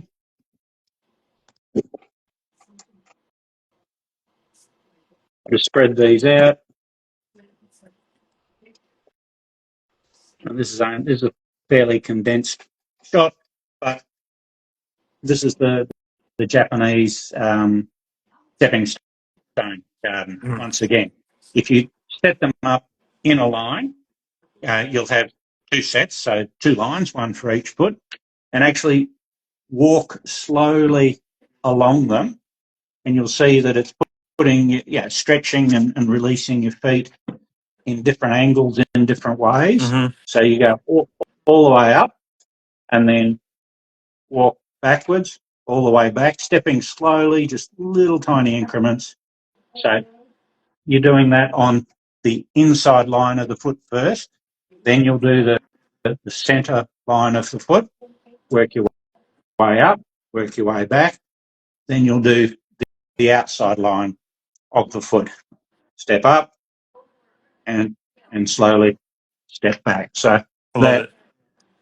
And then also have the the rocker base upturn. So you then you're getting the arch on that one. That's amazing. So so you're basically making your own little stepping stone Little stepping garden. stones to do it.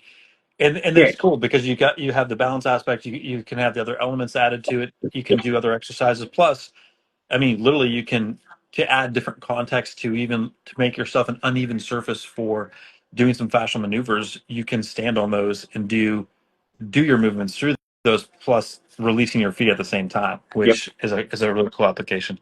Um, and an outside question, because I would like to bring us into kind of like a bit of a closing or winding down aspect of our chat today. I want to ask you a lot of out of the box question, because I asked this to everybody. Is we've been talking about this incredible device, all the usages, assisting in from fascial maneuvers to your own work to applications and releasing your face, your torso, your pelvic floor, to assisting in rehab for performance. Obviously, for performance, because the less tension you have in your system, the better you can perform. This device literally eliminates the need for so many things that are not so well made. We won't name names, and products that are just not that useful. This covers the bases. You can put it on your wall if you're having trouble. You can lay on the floor with it. So again, so many uses. You guys should all run out and buy about a million of them, so you have a whole collection of different colors and different applications. But I have a question on what would be a good song recommendation from you, because I love to give everyone some new music to listen to. And what would be a good book recommendation, because everyone needs to read more. Yes. Okay. So the song And they can recommendation. listen to the song while using the device. Well, I mean, one that actually does fit. Talking Heads. Take Me to the River. So Okay. the stepping stones fit in with the river pebbles, and we've got pebble board and so on. And I've got, thanks to you, it's a bit of an earworm. I've got that song going through my head, so it's not a new one, but Talking Heads. I love it. Take Me to the River. Talking and segment. And then as far as book recommendations, I'm a bit of a tragic for fiction generally, but also Okay. crime fiction. Michael Connolly, read everything that Michael Connolly has written. But there's a couple of Australian authors. Yeah.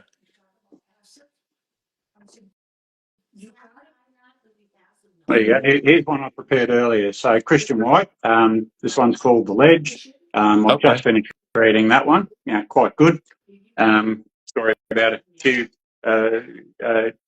teenagers who basically wander off into the bush. It involves dead body. Many years later, mystery to be solved, etc., etc. So I found that quite good. I think that's the third one of Christian White's that I've read. So there's another one for you. And if you're, Christian White and Chris Hammer is another author. If you want to get a bit of a feel for Australia, if you, a lot of them are set in the outback, very Australian flavour to them, but crime fiction.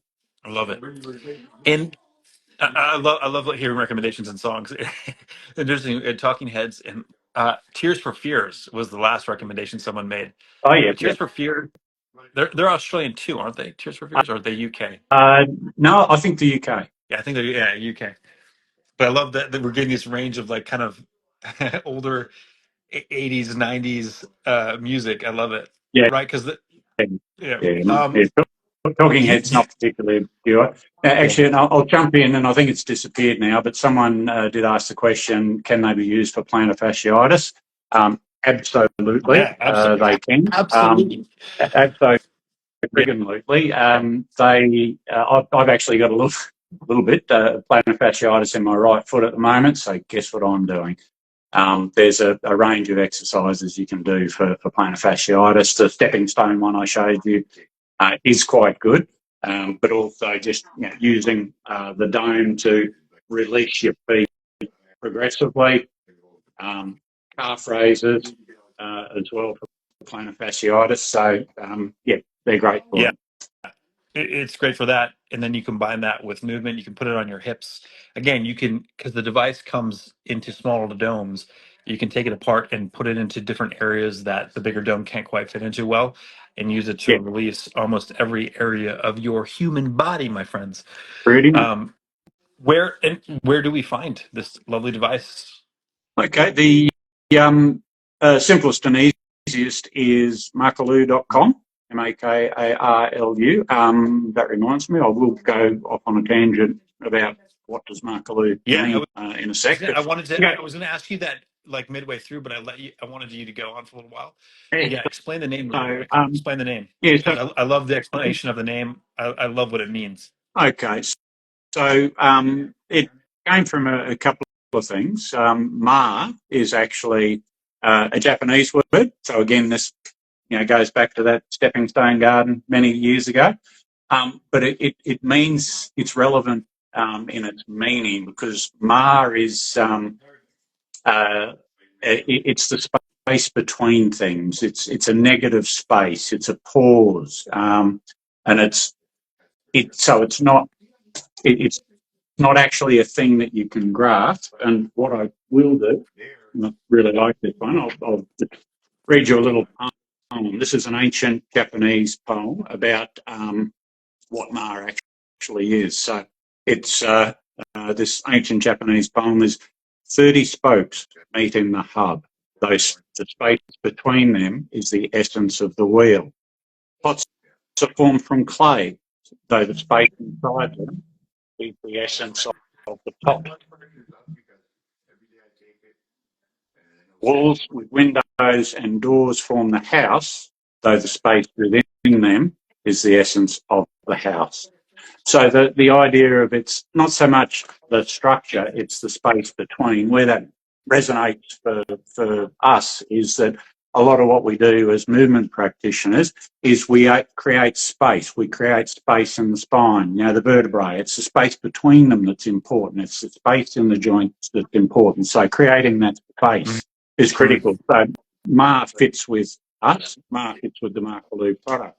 Now, Karlu, Karlu, that's actually half of a particular region in Central Australia. It's Karlu, which is the traditional Aboriginal name for what the modern settlers called the Devil's Marbles.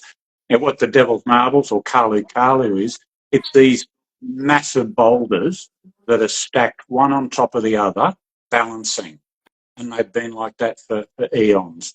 And it's actually, it's not like, Stonehenge or the pyramids and how the hell did those stones get stacked together. It's actually erosion from the desert in Central Australia when it was an inland ocean. It just eroded and it's left these massive boulders. And please look it up, Makarlu. Yeah, And the it's idea beautiful. of nature, timelessness, and very importantly, balance. Again, means something. And so when I was playing around with names, I combined those to Makarlu, which has deep meaning for me, but also importantly in the modern world, I could get the domain names and trademark it, etc. Part of that intellectual property I was chatting about earlier. Yeah, so Makarlu, it has some meaning. It's not, it's not just a name. Yeah, it's beautiful because it fits the product so well of creating space and bringing back balance and flow and beauty all back to the body, which is what this whole thing is about, is opening up the human being back into that space, that serenity, that flow, Yes. that openness. And incredible. Love the name convention. So website, and Yeah, is there so a special code that people can use yeah, to? so you go makarlu.com, navigate to the shop, which is easy. Have a look at Makarlu Lotus, Makarlu Coast, Wall, and Pebble. They're all on there. The special code to use would be Human Garage, no spaces, all one word, uppercase, lowercase, doesn't matter. Plug in Human Garage and you will get a 12% discount. We ship anywhere and everywhere. Worldwide. Yeah, Literally, like we had to get some hold of some more, and we were in the middle of Miami, and you got them to us. yes, and that was after one of the hurricanes, Yeah, wasn't it? after the hurricane, and we got them. Yeah, and we've shipped all over Europe, South Africa, Saudi Arabia, Dubai, Yep. Kuwait, India, foothills of the Himalayas. We did a couple of weeks ago. Australia, New Zealand, Japan, Singapore, Hong Kong, US and Canada, of course. Big time. So we've shipped everywhere, and it only takes us, to the US particularly, 3 to 5 days. And so, Yeah, if you very put fast. something on a Thursday or a Friday, you'll probably get it on the Monday. Yeah.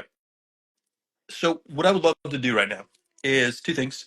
I would love to have not final. I don't mean this like final words. This is just some closing words for this particular conversation. And then if you're open to this idea, uh, I would love to do.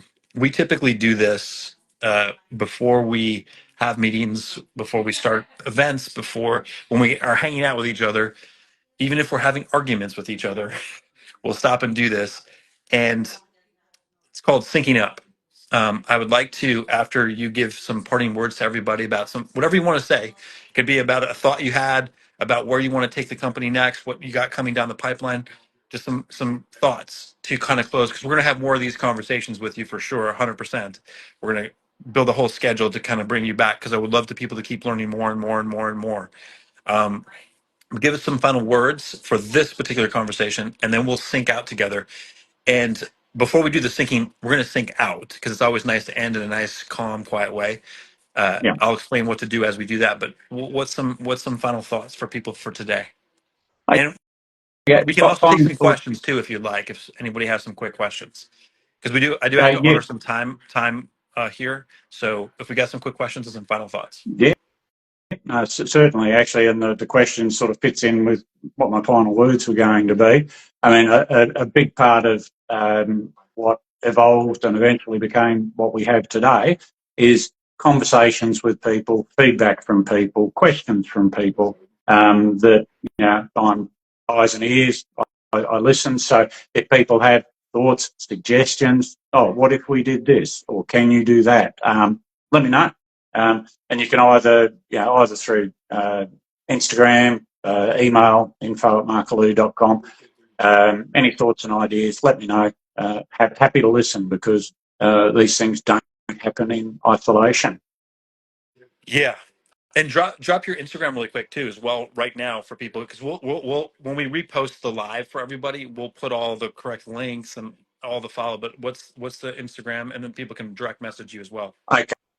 The handle is at Makarlu, Makarlu _ We had to put an underscore at the end, so at Makarlu _ Perfect. And if you just search Makarlu, part of the benefit of having a pretty unique name is not hard to find us. Yeah, it's not hard to find it. Exactly, it comes up right away. Yeah. Okay, let's take, like, if anyone has 2 quick questions, we'll take 2 quick questions, and then we're going to sync out for this evening. Oh, how can I use for iliac tension? That was a good question.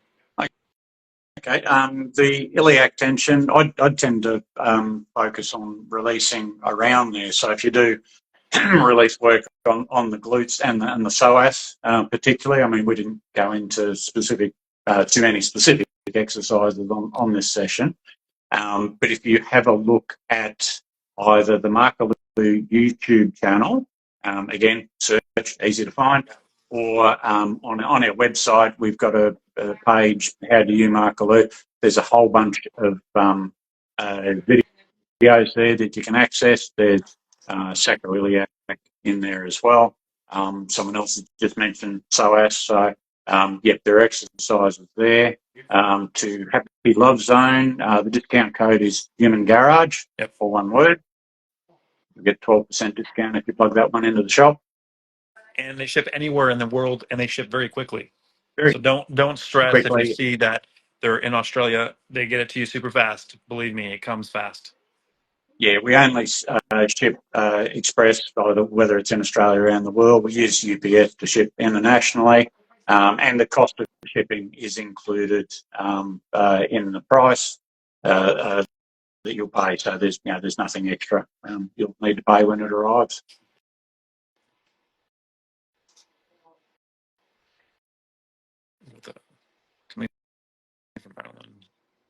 Yeah, we can go question, but I can't bring you up right now into the actual chat itself, like live. So if you want to pop the question, if you have a direct question, had nerves burned. I can't quite read that one. It's right last week. Like college sports in the U.S. Last week, yep. So what I would probably do there, because officially I am not a trained physical therapist, Yeah. I'd probably defer to my partner Carla, who'd be more than happy to provide some information there. Yeah, drop a message directly to Michael and Makarlu. Just drop the question and directly to them, or get on a chat with them, because you can go right onto directly onto their site, ask them. They're happy to answer it in a deeper way. And then if you want to, like, maybe chat face to face, if you're open to that, maybe you can get on Zoom if it's something more intense, for sure. I just can't do that on the live right now. Bring someone else into the live itself at the moment. Awesome, dude. It's been a pleasure having you and having this amazing conversation. We're gonna have more, and next time what we can do, I think would be fun to do, is let's maybe set up when you come on the live. We can set up a little bit more space for you that you can, like, get further away and even do some more demos, where people can see even more. That'd be really fun to do, and incorporate some maneuvers and some movements and some more direct on, like, therapy with the device, if that's cool with you. Oh no, absolutely. We I mean, just the practicality of me, the close-ups is easier here, but we do. I mean, you'll see in a lot of the videos, and we'd set it up in one of the studios, and we can get the distance there, so you can capture that. We can go back get and Carla forth. involved, and we can run through a whole bunch of exercises and be guided to what people want to see. Amazing. So everybody, we do a thing called, sorry to jump in there, Makarlu Masterclass. We love our alliteration, so Makarlu Masterclasses. So we do schedule those from time to time. We could do one for the Human Garage people. Yeah. Let's actually, like, try to coordinate that, and we'll get everyone to come on and do a masterclass. That'd be amazing, actually. So everybody, go over to Markle's website, use Human Garage as a code. You get 12%. Ships everywhere. The device is incredible. Again, if you combine this with your fascial maneuvers and whatever you're doing out there, to increase performance, to release. If your body's really banged up right now, the beauty of this device is not like other devices. You can actually, if you can't get down on the ground to use it, you can use it while standing. You can use it to do partnered maneuvers. You can use it again in so many ways. It's creative. It's beautiful. It's simple. It's portable. Um, we love it, and we use it all of the time. All the time. We just use that at our event. And just a quick reminder, we've got an event in Tulum. If you happen to want to go down to Mexico really quickly, it's on the 28th. And we have our Zoom event on January 1st. Go to humangarage.net. And if for whatever reason you forget very simple to remember name, Makarlu, go on our website because it's also listed on our product page. And you can find it and just click the link there and it'll take you directly to the site so you can read all more in the beautiful name. What I'd like to do though to close everything off is instead of syncing up, we're still going to sync up, but we're going to sync out to close off the conversation and we'll say our adioses. To do this, you're basically going to, and I don't have a stand set up because again, this whole call was improvised a little bit for me, but I'll try to show you the best I can from the side here. I had to literally stop on my travels in my uncle's house, and he's sitting out in the other room talking with with my mom. This turned into a hysterical adventure. But you can grab one hand, your right hand put on your armpit, left hand comes over the top on your shoulder, and you're going to twist your head to the right, and you're going to pull your shoulders over to the left. You're just going to create a simple twist, and with your legs, you can't see mine, you can cross one leg over the other. Simple as that. Or if you're sitting down, you can cross them that way, or you don't have to cross them. Important thing is just get that twist, head to the right, shoulders to the left. And we're just going to take 6 deep breaths together and kind of wind everything down. And we're going to say hasta la vista right afterwards. Okay. So get yourself into that twist. And you can breathe through your mouth or through your nose, whichever you like. And we're going to take our first breath.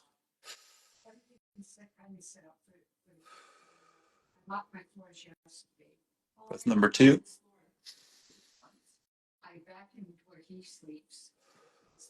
He's leaving Saturday. 3.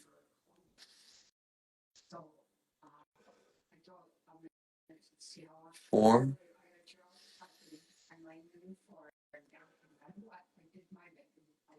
5.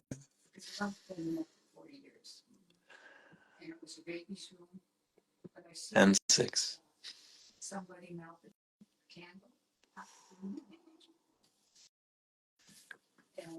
Amazing. I feel super centered, calm, and we usually also then make eye contact with each other right afterwards and just reconnect. And again, you can use that simple exercise we just did pretty much before a conversation, after a conversation, just to reconnect to somebody if you're getting a little bit pulled away from them. We do it all the time. Now imagine doing that and standing on the device. That would be really sick, actually. Really calming and centering. I look forward to another conversation, Michael. I really appreciate you coming and hanging out. I appreciate you also being flexible with my travel chaos and coming on a little bit later than we planned initially. So again, super appreciate it. I love the fact that you did that. And for anybody out there, this will be posted again, so you can go back and rewatch if you did miss anything. Um, and we'll see you all very soon again. Typically, we have our conversations with our partners and collaborators every Wednesday, 5:30 Eastern. We did a special one because the holidays are coming up, and this Wednesday we will not be broadcasting because everybody's going to be like, at least most of our team will be hanging out, relaxing with family, friends, do some fashion maneuvers, check out our events, go to humangarage.net. And don't forget also, by the way, we are going to start doing this a simultaneous broadcast on our Instagram page. We're actually going to be launching a new Instagram page specifically to focus on these conversations and all of our partners and spend more time and be able to like go deeper into each of these devices. So we're going to be starting a brand new Instagram page. So watch out for that. And also, if you haven't done so, join our community. Go to humangarage.net, pull down community, join our community. It's a private community. There's about 60,000 people in there. It's very active. People chat, connect with each other, And you can also chat with our partners because we're creating a separate partners wing in there. So if you have more questions for them, you can actually create chats and go back and forth. We encourage it, and it allows us to sometimes have even more free. I was about to say freer. I guess that's a word, right? Freer, more free. Which I don't know what the correct English is there. Correct me. But even more open conversations, because sometimes here on Instagram we have to be a little careful about what we say because we can get censored, especially when we start talking about the buzzword of water. So we want to be able to start having simultaneous broadcasts so we can go even deeper and be a little bit more uncensored and not worry about getting our page throttled by our friends, our lovely friends at Instagram. You guys are lovely at Instagram, so don't throttle us anymore, please. Thanks, that'd be appreciated. But again, thank you very much. Any parting words as we jump off? Thank you, Aaron. It's been fun. We will talk soon and look forward to the Human Garage team visiting Australia. And not just me, there's a few others here. I'd love to see the team. Yeah, and it would be awesome to go surfing and try it out, especially in Australia. And everyone, just a quick reminder: you can use Human Garage code, get 12%, and potentially if you're in the US, you might be able to get by January. Correct? Oh, yeah, absolutely. It's what we're only a few hours ahead, not a few weeks ahead. So, yeah, you'd get it, if not before the new year, very early in the new year. To start off your new year right, add this lovely device to your routine, and you'll accelerate, especially if you're doing harder maneuvers or working on someone else's body. This makes it so much easier to get really deep in with somebody. All right, everyone. Happy holidays, and we'll see y'all soon. Thank you all. Adios.